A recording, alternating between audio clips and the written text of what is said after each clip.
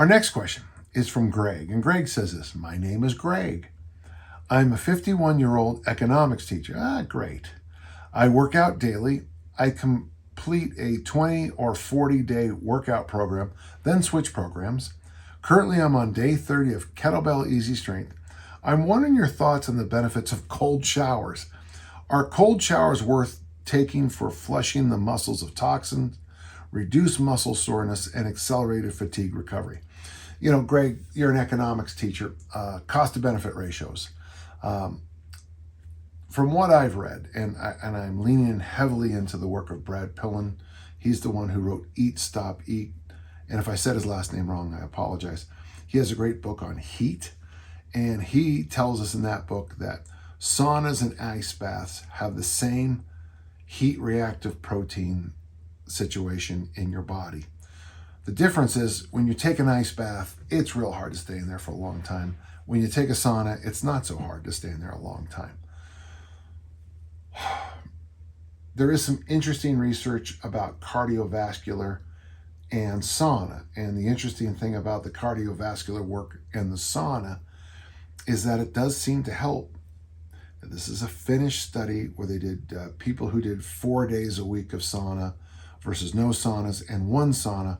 There was some markers that showed that it helped with some cardiovascular issues. One of the issues with both ice baths, saunas, steam rooms, and all this stuff is that the miracle stuff always gets pushed by the companies that sell the equipment. You know, it's like when Nautilus machines were out. Nautilus machines, according to Nautilus manufacturers, was the only piece of equipment any smart person would use. You know, kindly, I disagree. Now, right here on this side of my head is my sauna. I also do ice baths also. From what we learned in the 1970s, and I was fascinated by this before I got a really interesting other thing. Contrast, I still think, is the best. Now, when I was young and contrast bathing kind of became a thing, that is a steam or sauna followed by an ice shower or a plunge, ice plunge. Steam shower, plunge, steam shower, plunge. So when I first heard this from the Bulgarians, I was, of course, I was all in, and that's how I showered every day for years.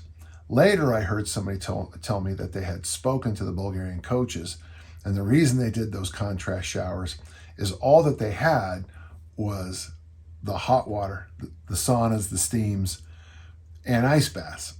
And so they just turned it into fact that was the best thing to do.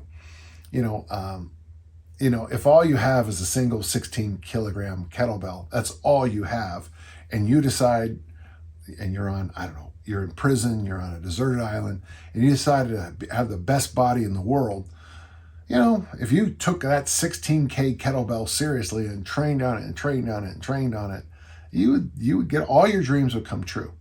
So my point on this is important, Greg, and I hope you're hearing it, is that if all you've got is a sauna and a shower, and you do what I've done my whole life, back at the turn of the millennium, I was doing hot tub, ice shower, hot tub, ice shower. I had set up a outdoor shower next to my hot tub. So I'd get hot, jump out, turn on the hose water, freeze, jump back in, heat up, heat up, freeze, heat up, freeze, heat up, freeze. And I thought it was wonderful. I think overall about recovery this. Anytime, and this is all the tools you're talking about. And you said flushing muscles of toxins. Well, I don't know. It's like when I hear about people doing detoxes.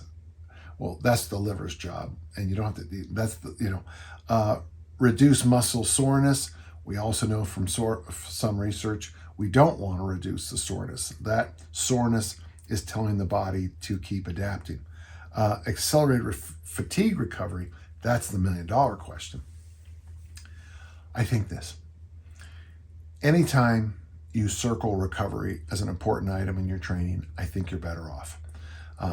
Phil Maffetone does a nice job of this, training, recovery, training, recovery, training, recovery.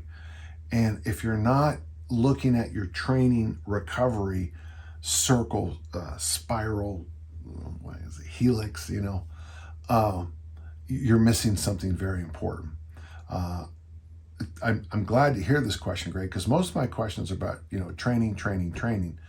But I do think sometimes we miss the boat on ignoring recovery. When Wim Hof first became famous, of course, the kettlebell community instantly fell in love with it. I've read up, in fact, on one of the Wim Hof books, I have a blurb on the cover. I'm a big fan of the ice bathing. I think it's great. But I'm also a big fan of sauna. I'm also a big fan of hot tubs.